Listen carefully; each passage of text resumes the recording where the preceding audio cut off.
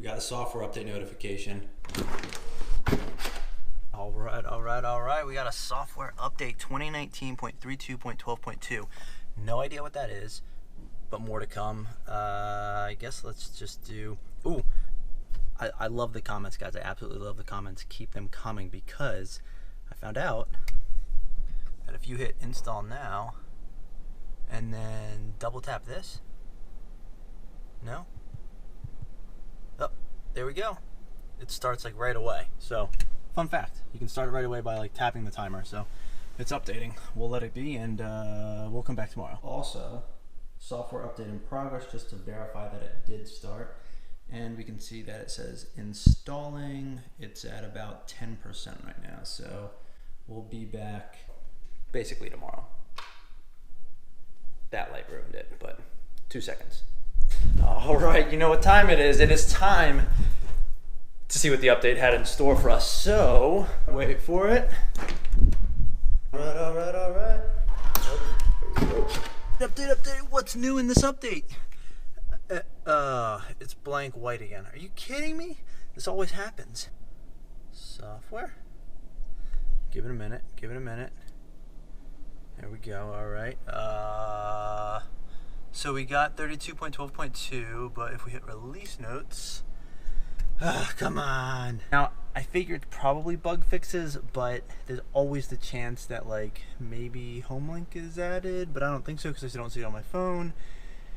And, well, I still don't think I'm going to get the theater or... Oh, here we go.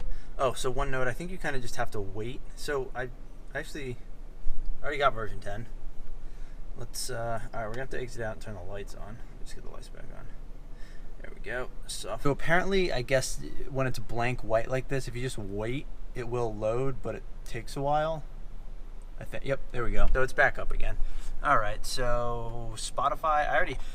Feeling like you're hungry, I had that already actually. Map improvements, already had that. See this again, open and close your garage door. A HomeLink button now appears if your car. It's not popping up. That's where we supposedly already had that. Tap controls, safety and security, Joe mode, application launcher, driver profile, software update improvement, blah, blah, blah. Okay, so yeah, I don't think there's anything new and I still don't see, let's get the Tesla app open here. I don't know, but I guess it's not a major update. Guess it's just bug fixes. Tesla Talk Tuesday it is. What's up, guys? Welcome back to another Tesla Talk Tuesday. We are doing more of the wrap, but while doing so, I guess we're gonna film a Tesla Talk. It's tongue twister. I can't say that Tesla Talk Tuesday. Say that like 20 times. Anyways, yeah. So let's just get. Well, first of all, let's check out the wrap. So, yeah, if you're new to the channel, we're doing a half and half kind of theme here. I think it's looking pretty good. We got four colors over there, 4 colors over here. We're doing a full coloration on the front, and then we're fading off as we go backwards. So obviously this is the old wrap. Well, I don't know if it's obvious, but this is the old wrap. This is the new wrap. I've kind of cleared it off here, so I'm hoping to make good progress right now. And, well, as you can see, we got the other side and it is slowly fading out. I have not finished this back part yet, so I still got to come around the back and finish that off, as well as a little bit up there and maybe one more part in the front. But other than that, it's looking pretty good on this side actually. I like the way it's coming out. Just got to put the final touches back here. And then before you know it, we're gonna be done with this wrap and getting rid of it and doing another. No, I'm just kidding. We'll keep it for a little bit, maybe through the winter or something. It's nice protection up front. Anything, this vinyl wrap is fantastic for protecting rock chips, all of that jazz on the paint. Obviously, only if it's covered. So if there's a bare spot or some bare spots as I start to fade off, it's not as helpful, but it will be great for the hood and the front bumper, and it wipes off and cleans really nicely. The water just kind of beads, you just kind of wipe it right off and you're good to go. If one of these squares starts peeling up, I can just slap another one on. So that is also the benefit of this wrap here. Anyways, let's just get to Tesla Talk Tuesday. I don't want to bore you guys anymore with my wrap. Maybe I'll bore you guys with some news, but either way, let's get to it. All right, so starting off, we're actually going to talk about the newest Tesla competitor, Porsche. So they came out with the Taycan, which is an all-electric car. They actually came out with a lower tier version, the Taycan 4S. So originally they came out with the Turbo and the Turbo S. Now they have a 4S. So instead of starting at like 150,000, These cars are starting at like 104,000, so still a little bit pricier than a base level Tesla Model S, such as what we have here. This is not a new one, it's 2014, but nonetheless, they have a cheaper option now, so they are starting to get down into, you know, competing with actual Tesla buyers, seeing as how, you know, it's not starting like 50 grand higher than a performance. I mean, granted, the performance Tesla is still significantly cheaper, but you know what it is. The 4S will come out with a performance battery and a performance plus battery. The difference is that the performance battery will be 79.2 kilowatts, I believe, and the performance plus battery will be 93.4 kilowatts. The performance plus battery will charge at a slightly faster rate than the regular battery, but the total range of the performance battery will be 253 miles, about the same as actually what I get on my battery, which is slightly degraded now. Remember, my car's a 2014. It's 2014 P85 that gets 253 miles on a full charge, 5 years old, almost 100,000 miles. And then the Performance Plus Taycan 4S will get 288 miles of range. So it will be the longest range, cheapest option that, one second, wait for it. Look at that. So Porsche has officially announced that they will be coming out with the 4S. Cheaper priced, I think range is still kind of similar. Performance stats, I don't know how this compares to the Turbo S. If I find out 0 to 60, it will be right here on the screen. And if we can find out top speed, it will also be right here on the screen. But just very interesting that they're coming out with this. Now, real quick, I do want to read this because, well, this is actually what the Porsche CEO, I believe, said. And, well, I found it very interesting. And they basically admit to, which I think everybody does, they take inspiration from others. And so, just real quick, I think some key parts are, and I quote, "Well, I think all car manufacturers have taken inspiration from Tesla because Tesla has been the pioneer.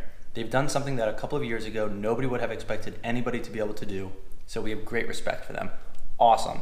Awesome. I think it's great that they can acknowledge that. Tesla has definitely pushed the whole electrification of cars. I think that's fantastic. And I like that Porsche is acknowledging that, and they're saying that. Granted, their cars are definitely pushing Tesla to continue to perform better, to not have batteries that overheat when you really push the cars over and over and over. So then they go on and, well, they say, you know, Tesla's surely impressive, blah, blah, blah, blah. There's great user experience and all the digital stuff in the car is fantastic on the Teslas. And then they say, and I quote, "I think the Taycan actually sets itself apart when it's about repeatable acceleration. When it's about the car really behaving like a true sports car, when you have to take it to the limit, beyond the limit, and what happens then, how you control the car." So we've taken a different route because we are a different brand, but yes, inspiration is something that we all need. And I think that the Porsche CEO really did just say it best. You know, people get inspiration from everything, but everybody has a different take on how they want to approach something. So Porsche, when they've approached these performance vehicles, yes, their range may not be as good as Tesla's, but their idea is they are a sports car company.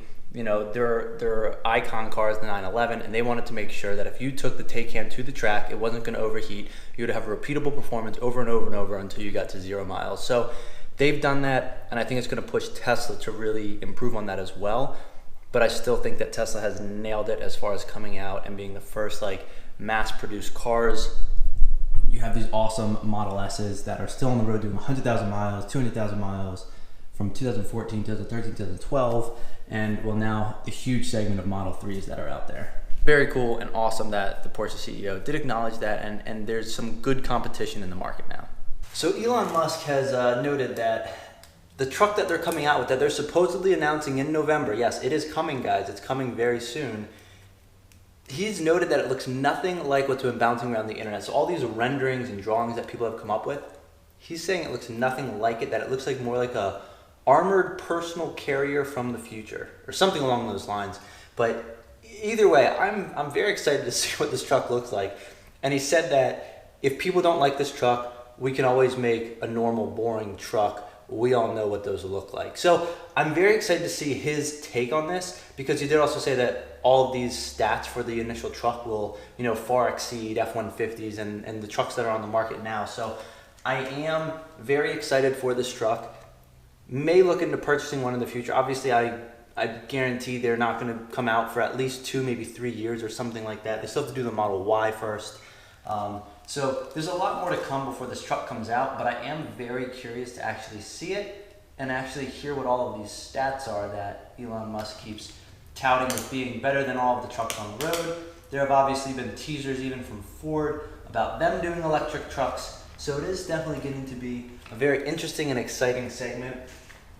And I can't wait to see the actual reveal for this truck soon and what it looks like, because I can't even imagine what it would look like after seeing all these different renderings of the trucks and him saying it looks nothing like these. It's like a personal armored carrier. So I can't wait to see these. I mean, the Jeep Gladiator looks cool in and of itself, but this is just going to be a whole nother level.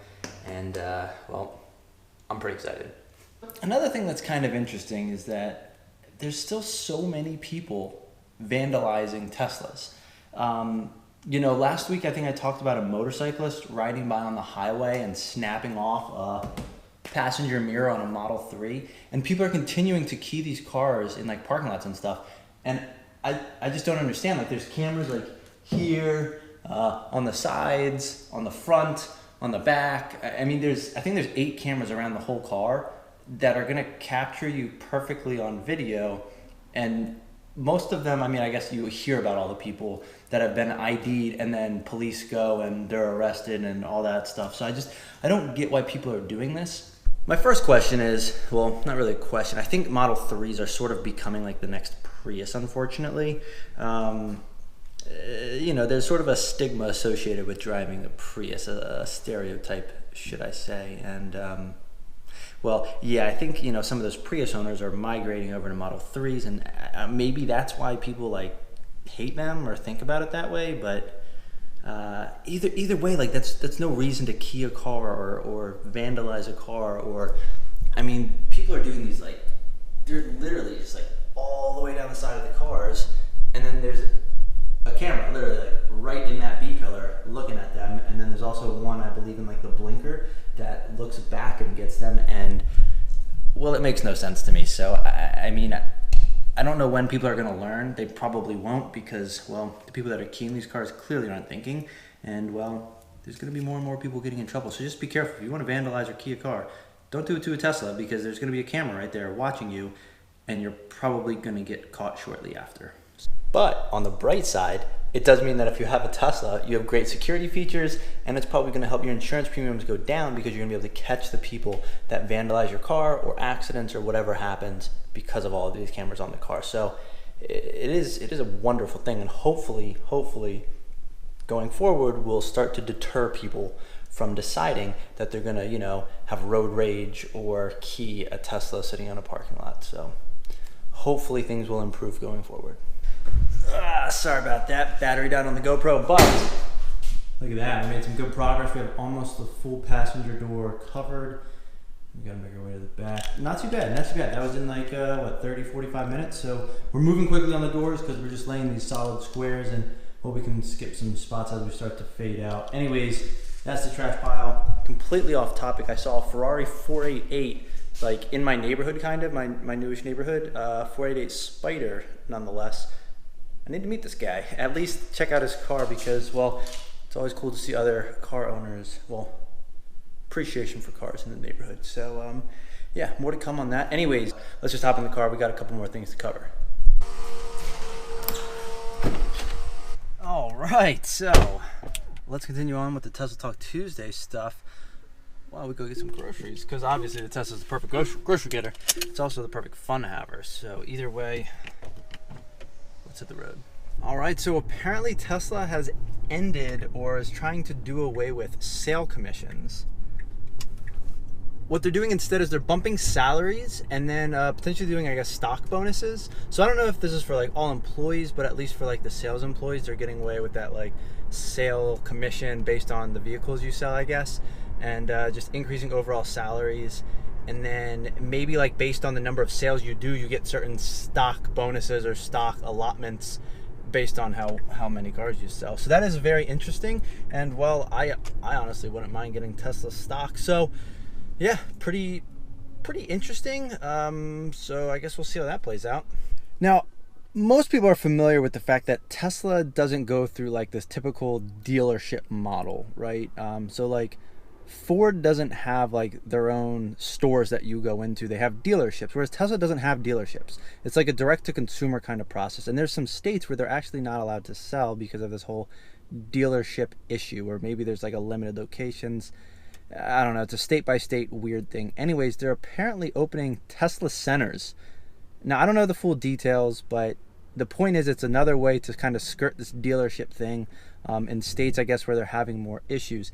And last but not least, Tesla is increasing the price of their self-driving cars. So the autonomous full self-driving, the price of purchasing autopilot and full self-driving capabilities is going to go up $1,000 on November 1st from $6,000 to $7,000. So if you want to get that, you might as well get it now before it goes up by another $1,000. I assume he's going to keep doing that, and that's going to be how these vehicles are no longer depreciating assets, because what's going to happen is, say you increase the price of this full self-driving stuff every year by $1,000 or $2,000. Well, if you have an older vehicle that has it, that's going to drive that price up ever so slightly, because if you were to buy a newer vehicle, even though the base price might be the same, to get the autonomous driving on that car, it might be an extra $1,000 or $2,000 every single year for newer cars, whereas older cars might have it built into that price. So could be an interesting take on how to make cars appreciating assets. More to come. But if you guys are enjoying the content, please consider liking and subscribing. Until next time, thanks for watching.